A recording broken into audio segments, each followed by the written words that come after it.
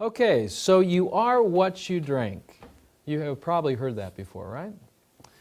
You are what you think, you are what you eat. These are statements that have been said by many health practitioners. So here's the question for you today. Do you think what you drink affects the health of each and every cell in your body? That's the question that I'm going to ask Dr. Mercola tomorrow. Asking that question. But I'm also asking you. And I think most people would answer absolutely. What we drink has an effect on our bodies. In one of the books that I wrote called The pH Miracle for Weight Loss, we talk about the importance of drinking water, and one of the chapters is specifically on water. Water, water everywhere, but not a drop to drink. And the reason why there's water, water everywhere and not a drop to drink is because it's contaminated. It's contaminated not with what I just got through talking about, ionizing radiation, but it's now contaminated with chemicals. And a lot of these chemicals are things that we're flushing down the toilet that's getting into our water table. And so if you're flushing down Zoloft or Prozac or some high blood pressure medication, statin drugs, what have you, this is now showing up in our water supply. So you could be drinking water and be on an antidepressant or an antibiotic or even some sort of statin drug, and you wouldn't even know it, just from the water you're drinking. So the key to a long, healthy, vibrant life is to maintain the integrity of the internal fluids of the body by a process of superhydrating, or hydrating, I believe, with alkaline fluids. I recommend that a non-active child or adult drink at least 1 liter of alkaline water at a pH at a minimum of 9.5 for each 30 pounds of total body weight. With increased activity, though, through exercise or sport, I would suggest increasing that hydration anywhere from 1.5 to 2 liters per 30 pounds of weight. If we look at our collective health in the U.S., nearly 1 out of 2 Americans has a chronic condition.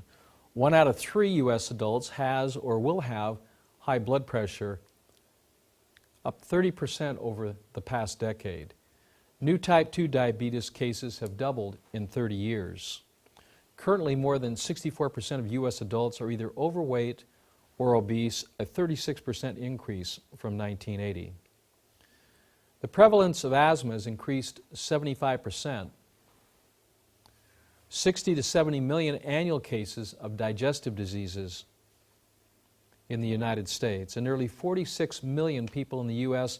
have some form of arthritis or chronic joint symptomology. So what does our health care cost us? It's becoming a huge part of our major budget, both personal as well as governmental. 78% of healthcare dollars are spent on people with chronic illnesses. Per person, healthcare spending is projected to double. So what does lack of health cost each of us? So as you think about that question, we tie that then into the importance of drinking alkaline water and maintaining what I believe is at the foundation its alkaline design. The most important fluid of the body is the blood, and it's slightly alkaline at a 7.365. More and more practitioners and researchers now believe that chronic degenerative disease flourishes in an acidic environment. Our body will naturally buffer these acidic states, but its ability to balance pH has been overwhelmed with acidic waters that we're drinking, acidic foods that we're eating, acidic air that we're breathing. All of these contribute to an overall acidic body. So where do most acids come from? Acids are biological waste products of metabolism, of the breakdown of our foods and the liquids we drink. When we exercise, we've all felt the biological acid lactic acid and the effects and what it causes when the blood purifies itself by pushing that acid out into the connective tissue. We feel it as a pain. Acids from thinking. Now, if you're thinking about this, you're already producing acid because our thoughts require energy. And as you're using that energy, that's a function of metabolism. So energy used produces waste products. Also, as acids affect each individual cells or cells that make up our tissues and our organs, cells can break down. And as cells break down, they also release acids. Acids are also produced by, as cells break down, are produced by the bacteria that are created and the yeast that is created, produce acids like exotoxins and mycotoxins. And of course, we have acids from our environment. And these acids are carbon monoxide that we can see in large cities. We see carbon monoxide coming out of the car as it's burning gasoline. It's a biological waste product. And then acids that are unseen. Acids such as ionizing frequencies that come from our cell phones, or ionizing radiation that's coming from, unfortunately, nuclear plants that are melting down and are polluting our air and also our water. So what is the major organ or gland responsible for buffering acids of the body? I don't know if that question has ever been asked. And you surely won't find this in any medical texts. Would it be your lungs or your liver, your stomach, or intestines or skin? I would like to suggest to you that the major organ of the human body that's responsible for neutralizing acid is your stomach. Now, most medical science perceives that the stomach is an acid environment. And that is correct after it produces the alkaline compounds that help to neutralize the acids from our food. And so the stomach is a gland, or excuse me, an organ that produces an alkaline compound called sodium bicarbonate. It takes sodium, it takes carbon dioxide, and it takes water to produce that, and it pulls it from the blood. If our tissues need alkalinity, it's the stomach that starts creating that sodium bicarbonate to pull into the blood and tissues. What you end up with is a belly full of hydrochloric acid, and this is what causes ad nauseum. Nausea, which is not described in any medical text as it pertains to its pathological origins, is simply the body's need for more alkalinity. And what a better way to increase alkalinity than with the fluids that you're drinking, especially pure ionized or alkalized water. So the stomach is the correct answer. Can our bodies still handle this imbalance? We have turned an evolutionary corner. We simply do not handle acidic wastes the way we used to. This is Dr. Linda Frassetto, who I've worked with on occasion with several clients as it pertains to overacidity. And her research has shown that the sheer volume of acid waste our body has to handle has forced us to take drastic war-style action to preserve its strategic buffering reserves. And what are those buffering reserves? The sodium bicarbonate, the alkalinity that the body uses as the first defense on any acid. Of course, these reserves in the kidney and the liver are major essential detoxifying organs. The process of overacidification is really reflected in a foundational theory that there's only one sickness and one disease. Now, I know we have different names for illness and disease, but their origins are all the same. I've suggested in my work, in my research, that there's only one sickness and one disease, and that's the overacidification of the blood and then tissues due to an acidic lifestyle or dietary choice.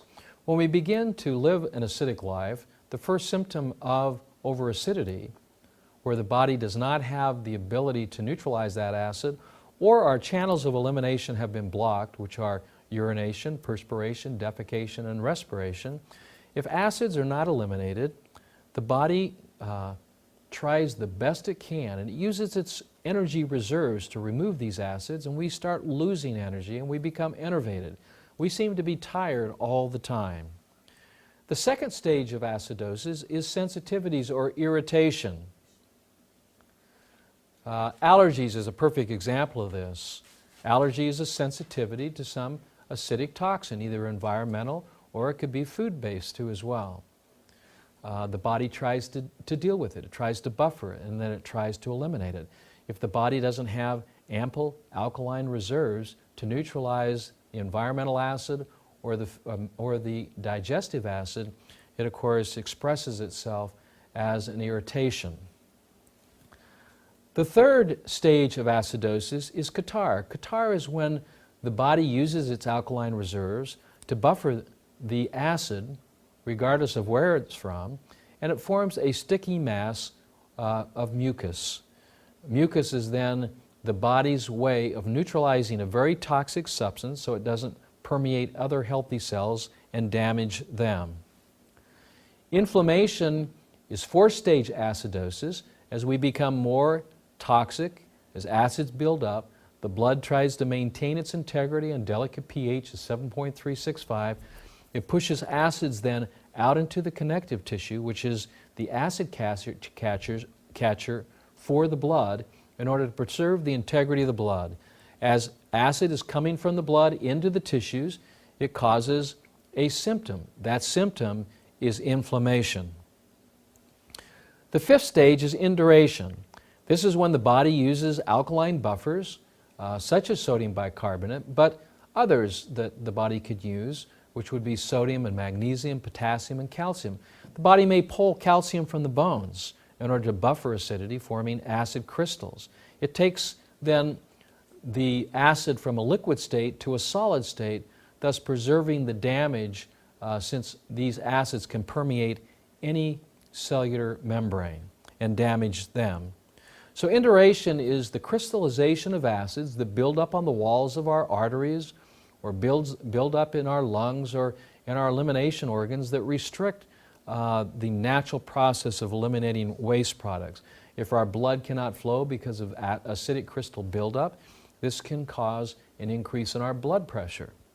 So the symptomologies of induration would be things like atherosclerotic plaque, hypercholesterolemia, high cholesterol, and even hypertension, where the blood pressure, the systolic rate, and the diastolic rate goes up. Even your pulse rate will go up. The sixth stage is ulceration. This is when our buffers have been depleted and the acids begin to deteriorate the tissues, causing even internal bleeding. The seventh stage then is the final stage of acidosis, and really the expression, the culmination of all sickness and disease, and that is degeneration. When tissue begins to degenerate, it becomes very, very difficult to repair that. Degenerative tissue, if not eliminated, the body will encapsulate that using a clotting mechanism, forming a clot, and we end up with clots in our body. Some acid is bound by fat. It's a major cause of obesity, is the body retaining fat as a protective mechanism in order to buffer acids that are not being properly eliminated through the 4 channels of elimination.